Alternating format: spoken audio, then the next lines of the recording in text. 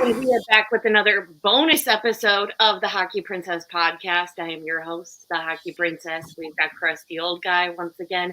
Guys, this is our last bonus episode before we go away for a little bit.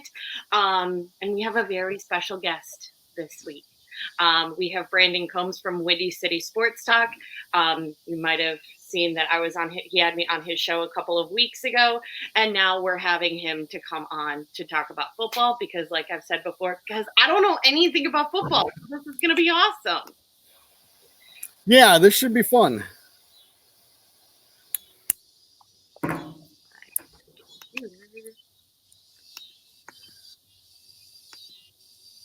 There we go.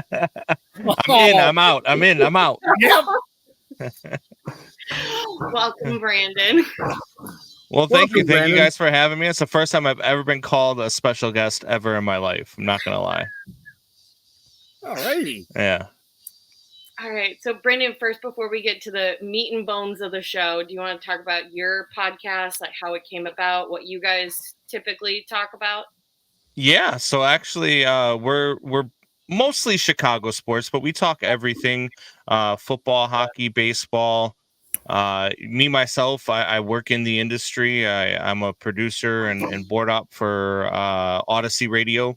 So I work in sports radio every single day. My guy, Ryan Fitzgibbons, actually, I knew his brother before I knew him. And I actually texted his brother and said, "Hey, do you want to do a podcast with me?" And he's like, "Man, I just don't have the time, but my brother is really good." And I said, okay. About an hour later, I went over to his house and met his brother, Ryan. And about 45 minutes of just talking to him, I was like, hey, let's try it. And it's going on 2.5 years strong now. We have a blast doing it. It is so much fun. We are an NSFW podcast, though. So if you've got kids or anything like that, just be forewarned. Sometimes there's strong language. Sometimes Fitz is nuts when he does Fitz gibberish. Like the other day, he had a video of Hitler watching the Olympics. I don't know where the hell he found a video of Hitler watching the Olympics, but we had Hitler on the show.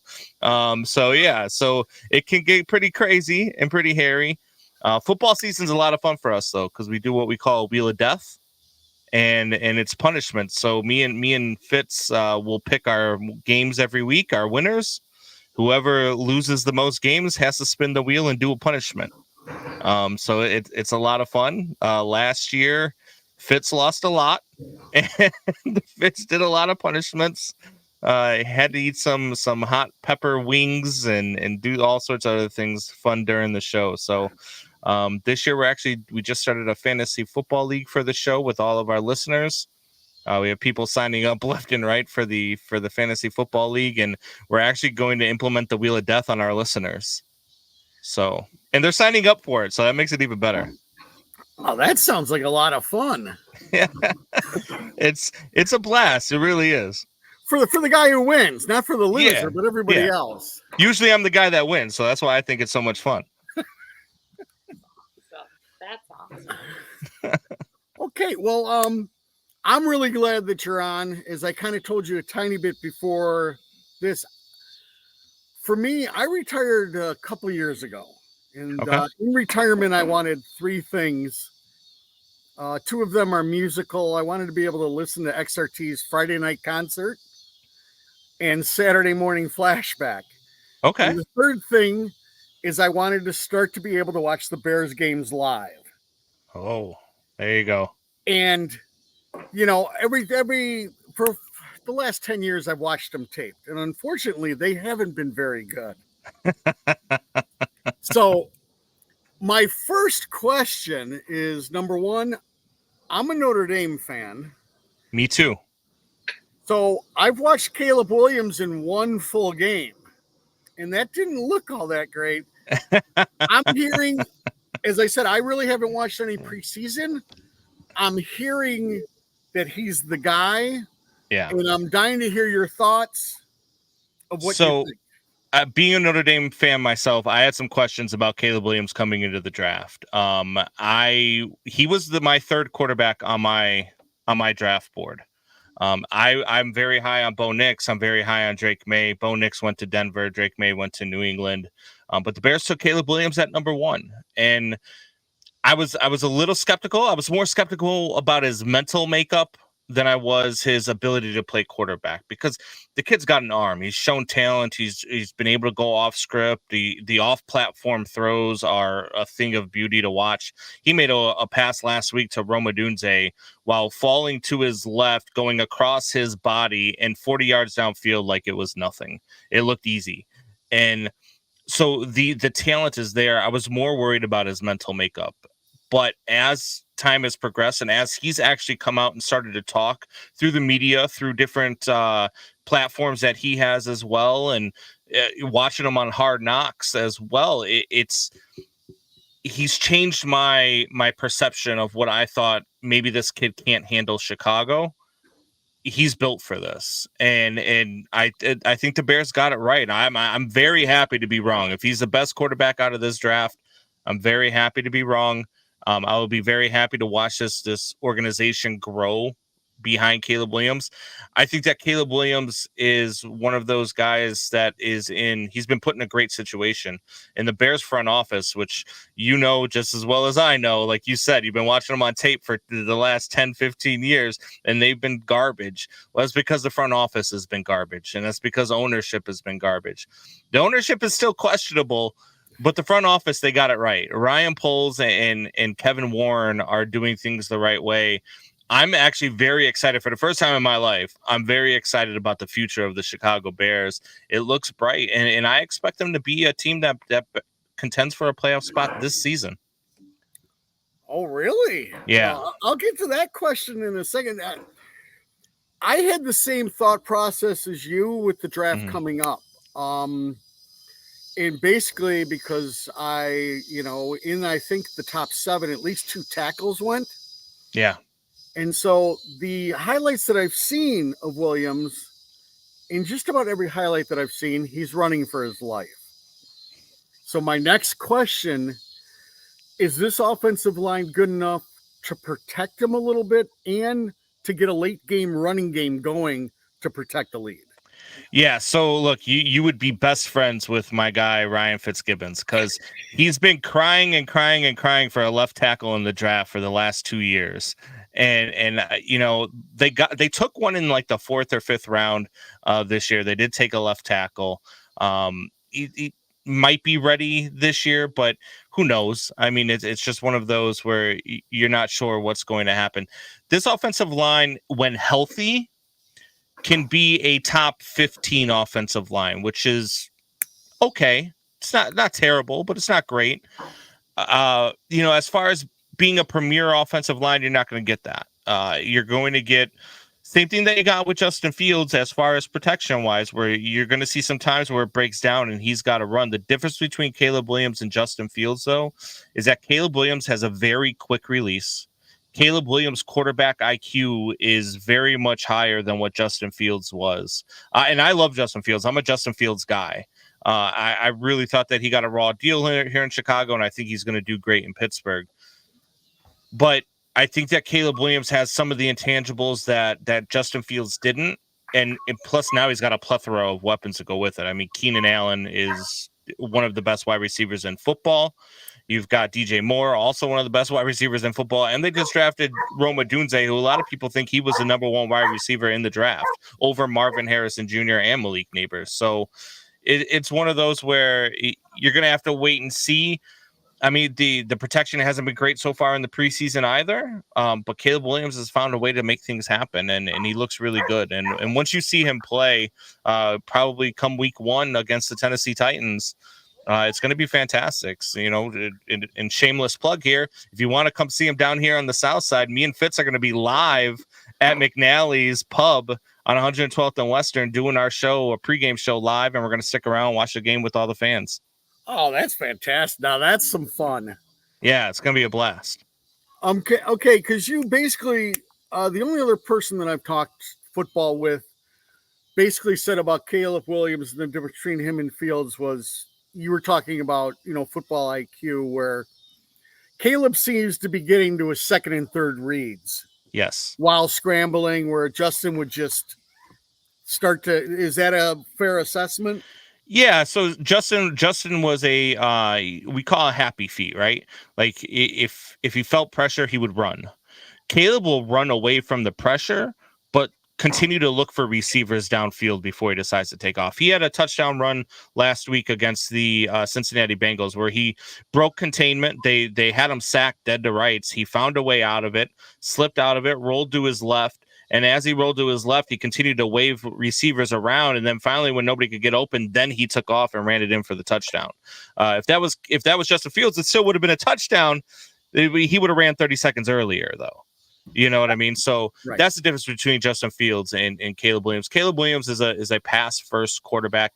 He's a lot more, and I'm not comparing him to him, and I know other people have, but he's a lot more like Patrick Mahomes than he is Lamar Jackson. I was figuring that was going to come up just because of the way he scrambles and then still throws the ball. So yeah, and he's not. And I'm not going to put that on. I hate when people do that when they put it on a rookie quarterback to be amongst one of the greatest quarterbacks of all time, and that's already what. It's crazy to say that about Patrick Mahomes. He's only in his 6th year as a starting quarterback in the league. But he's already one of the greatest quarterbacks of all time. I mean, he's been to 4 Super Bowls. He's been to 6 AFC Championship games in his 6 years. The guy is one of the best to ever do it. So I'm not going to put that on a rookie to say, hey, you're going to be as good as this guy. But I like the way Caleb Williams handled that question too, because when they asked him about it, Caleb's answer was, look, because Tyreek Hill is the one who made the comparison. And he said, look, Tyreek Hill is Tyreek Hill, and he's fantastic. He's like, and Patrick Mahomes is Patrick Mahomes, and he's the standard. But I'm Caleb Williams, and I just want to be the best Caleb Williams that I can be. And I loved that answer. I thought that was a fantastic answer. Okay. And yeah, I know I've heard a little bit about his personality. He's out there and weird, so which I thoroughly enjoy. Yeah, so, yeah.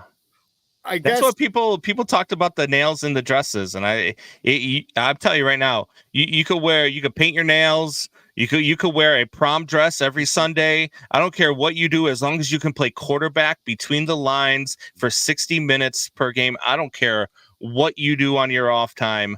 Go ahead and whatever makes you happy, just keep being good at playing quarterback. Yeah. Okay. And then DeAndre Swift is the running back, correct? Yeah. Yep. Will there be a committee, or is he going to be the guy? And so how's that going to look? There'll be a 2-back system. So I know Khalil Herbert's still on the roster, and Khalil Herbert's pretty much the same running back as DeAndre Swift. I think the number 2 back is going to be Roschon Johnson, and Roschon Johnson, for a lot of people that maybe don't follow as closely or don't know, watch Roschon Johnson, because if you love old school Bears run game, run you over, knock you down, that's Roschon Johnson. Roschon Johnson will run through you. And he's the exact opposite of what DeAndre Swift is. So I think when you combine those two running styles together, I think you're going to have a fantastic backfield. And I think that they're 1-back, 2-back system like that is going to do wonders, especially with a guy like Caleb Williams, when you can't just stack the box on every down. All right, good. Yeah, I like runners like that too, because my thought process always is do they have the ability to run out a clock, which I hadn't seen in a while. And you're telling me this other running back might be that guy who could give you the 3 or 4 yards, huh? Yeah. Roschon Johnson will probably be your short yardage 3rd down back. Depending on what's the situation is. I mean, if you're going to run a screen pass, you'll probably see DeAndre Swift in there, right? Because DeAndre Swift has the better hands. He's a shiftier back. But if you're on the 1 yard line, you need to just punch it in through the line. Roschon Johnson's going to be the guy that's back there. Okay. And then I guess my next question is the other side of the ball. I know they made a trade last year for, was it Sweat or Sweet? Montez Sweat, yeah. He's a phenomenal edge rusher. Yeah. Tell me a little bit about the defense. Are they going to be able to get it done? Or I don't know a lot. So yeah, no, not a problem. Look, the defense is going to be a top 5 defense in the NFL. They are going to be fantastic. It's not only Montez Sweat, but they got this kid Austin Booker, who they drafted in the. They traded back into the draft. They had no picks left. They traded back in to get this kid, and this kid already in the preseason, I believe, has 4 sacks and a forced fumble. And he is just, I mean, he's a big dude. He's going to be on the other side of Montez Sweat. They are going to wreak havoc. The secondary is fantastic. Jalen Johnson, having Byard in the backfield, who they got from the Eagles.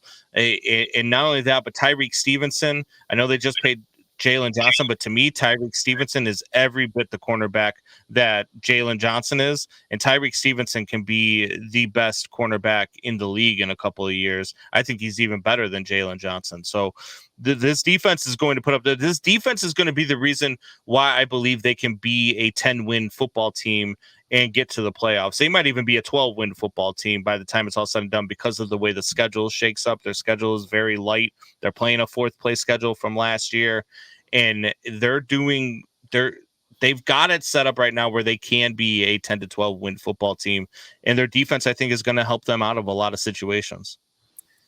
Okay, well then you've answered my next question. I was going to go 8-8. Are you over or under? And you're way over. You're telling me.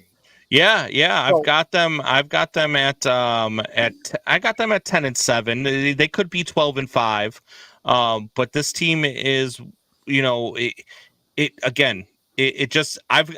I got what I've called, and you'll probably relate to this. I call it BTSD, Bears Traumatic Stress Disorder. I have to see it happen on the field before I can actually fully commit. Do I expect them to be good? Do I think that they can be good? Am I excited for them? 110%. But I have to see it happen on the field first because they've let me down so many times in the past. I can't let them do it to me again. Yeah, I'm with you on that. I'm also a Sox fan, so that's a whole different animal. But yeah, sorry, I can't drink the Bears Kool-Aid yet. But this is giving me hope. Yeah, the good news about the Bears is they're not owned by Jerry Reinsdorf. Exactly. Yeah. So, and then I guess a little bit of humor off football. I don't know if your show went into it. Was there a fund gotten together for the gymnast to get her a new jacket? So look, Simone Biles, look, she is an extremely beautiful and gifted athlete. Watching her routines in the Olympics, I was watching her. I think I tore 2 hamstrings just watching her flip. Like, it was insane. But she better never wear that jacket on the sideline again. You make how much money and you couldn't get a jacket made for you? Stop it.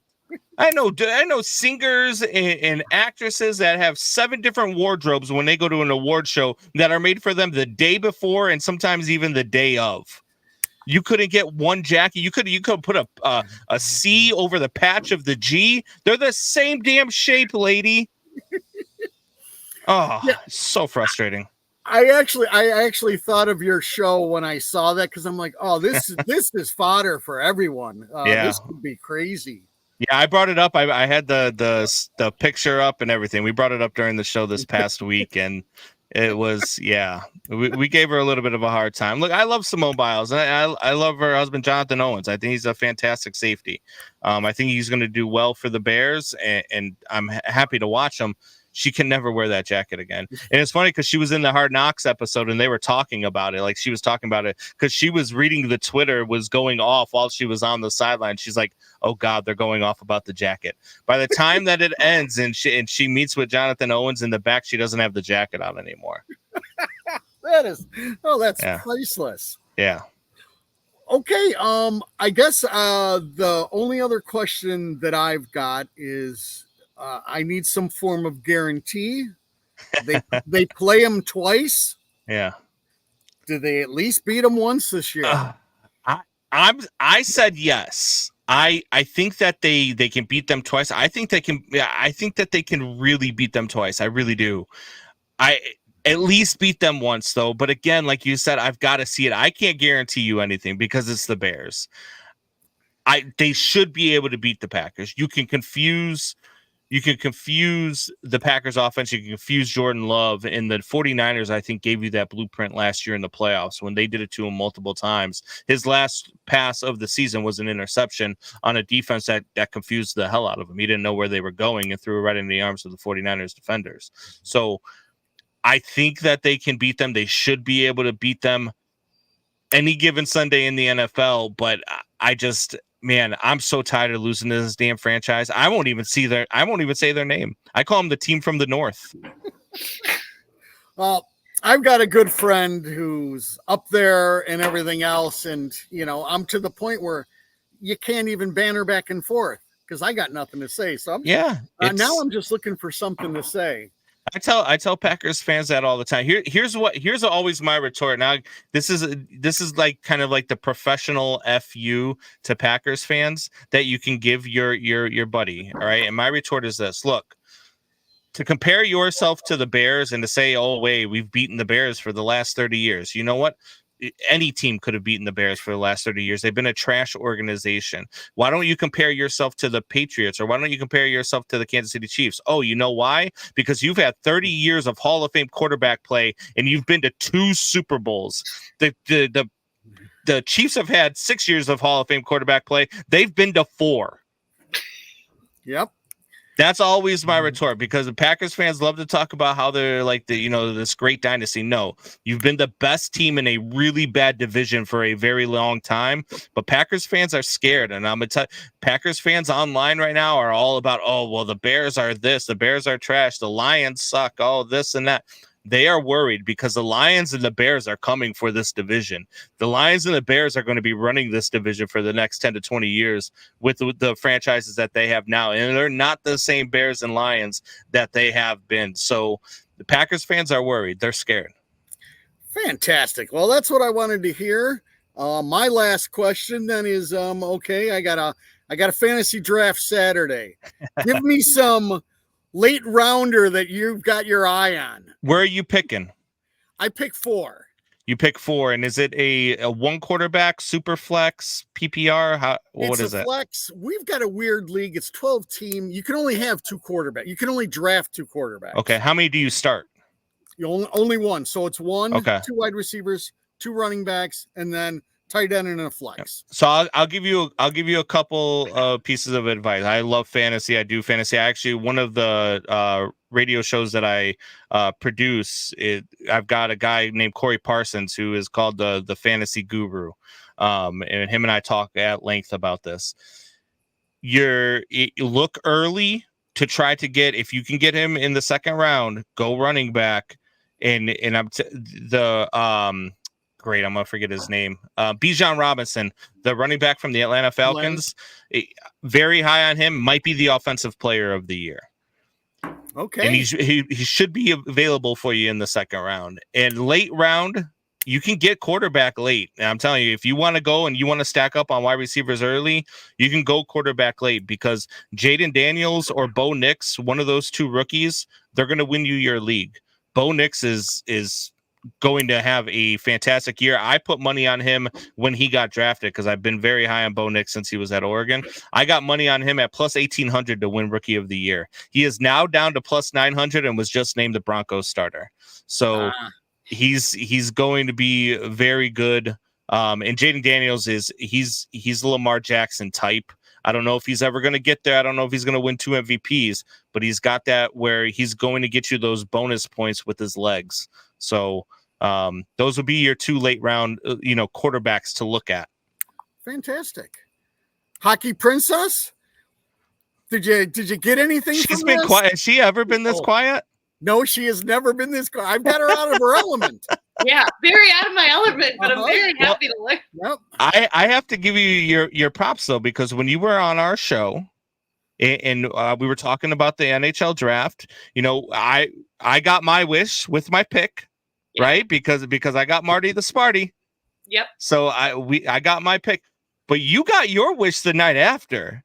Yeah. With Tuomo Ruutu coming back, and you called that. Like, you were like, I said, give me a name that they're gonna get in the off season and that they're gonna sign as a free agent. You said Tuomo Ruutu, and I was like, all right. And then the next day, I'm like, Oh my God, she called it. You called your shot. I love it. It's a lot of wishful Well, thinking. it wasn't Tomo Rutu, but it was Tavo. Oh, Tavo Teravainen. Sorry, not Tuomo Rutu. Sorry, Basically- Tavo Teravainen. Sorry, yes, wrong name. I'm so bad with names. It's No, stupid. but you worked out perfectly because Hockey Princess has worked in a way to say Tomo Rutu on every show she's ever Every done, and single you've done it week. for her, even on the You go. football show. So See? fantastic. I'd love Tuomo Rutu. That's why I was thinking of. But yeah, you're right. Tavo Teravainen. Tavo Teravainen. It's going to be a good combination watching him with Bedard. Do you think they're going to skate on the same line? Gosh, I hope so. Yeah. I hope so. I don't. For me, I don't think so. No? I think Tavo might play the second line. I would Okay. assume they'll play Hall and Bertuzzi with Bedard and have Bedard at center to begin with. But that's just my take. Yeah. That's a big if Okay. if Hall's actually healthy. Huh? That's a big if Taylor Yeah, Hall's I hear healthy from October. Yeah, Hall, and then the kid that he played Bedard played with last year, his name's gonna escape me too. The kid that was skating on the line with him towards the end of the year, they were really good together. Why can't I think of his name? That's your guy, 5'4". He wears 2'3" now. 5'4". Are you gonna help him 5'4". with the name or Who's no? 5'4"? So He's only 5'4". Philip Kurashev. Kurashev, there That's you who go. you're thinking. Yes, When he first yes. came into the league, his number was 54. I love Philip Kurashev. I think that kid is. I think he's a stud. I think it took him a little bit long to develop, but I think he's developing into a nice player. I think he needed a guy like Bedard on the line with him to really help bring him out. We both of us couldn't agree more. Yeah, we're both big fans of his. He had to learn how to stay on his skates at the NHL level, and he's learned that. And I'm hoping he plays some with Bedard because I like that chemistry, and they both think a high game. So yeah, absolutely. We'll have to take in a game this year for sure. Anytime We're there. We're there about every game. So okay, you guys are season ticket holders. Yeah. So awesome. We're in section 330. We're usually there early. So whenever you go to the game, just email Hockey Princess and we'll hook up. So yeah, for sure. I love the 300 levels. Those are my favorite seats in the stadium. I've sat in the 100s. They're The 200s are great, but you still have some blind spots. The 300s, you can see everything. Yeah, we like our seats. I like the 200 level. It's just that's way out of my pocketbook to go. There's not a bad seat at the Madhouse though. Yeah. Hockey Princess, anything else? No, I don't have anything. But Brendan, do you want to tell our listeners how they can find you guys and your show and when you guys do yours? Yeah, absolutely. So you can find us on Facebook, YouTube, Twitch, all of the podcast platforms that you could think of. We're on them. We are on Monday nights. We do our live shows. So you can catch us Monday nights from 6 p.m. until we usually say 7:30, but sometimes it's 7:50, 8 o'clock by the time Fitz stops rambling. And then, then we get into Badass Radio on Tuesday nights. You can catch us on Badass Radio if you've never checked that out. It's on 365 Live, I think is what it's called. It's an internet radio channel. We're on there as well. So yeah, feel free to check us out. Perfect. Well, thanks so much for coming on and talking football with Crusty Old Guy. I'm very, very excited to have someone else to talk football with. Yeah, anytime. Fantastic. And then, hopefully we can have you on like mid-season and after, the Bears are like 9-1. And, can be like, you called it. You're magic. Yeah. Yes, absolutely. I will be more than happy to come on anytime, whether they're winning or they're losing. We're both disgruntled baseball fans this year because the Cubs were supposed to be better too, and they're just not. And so we're both disgruntled baseball fans. But we can talk football at any point this winter if you want. Fantastic. Well, thank you so much. Thank you. No problem. Have a good one, guys. You too. All right.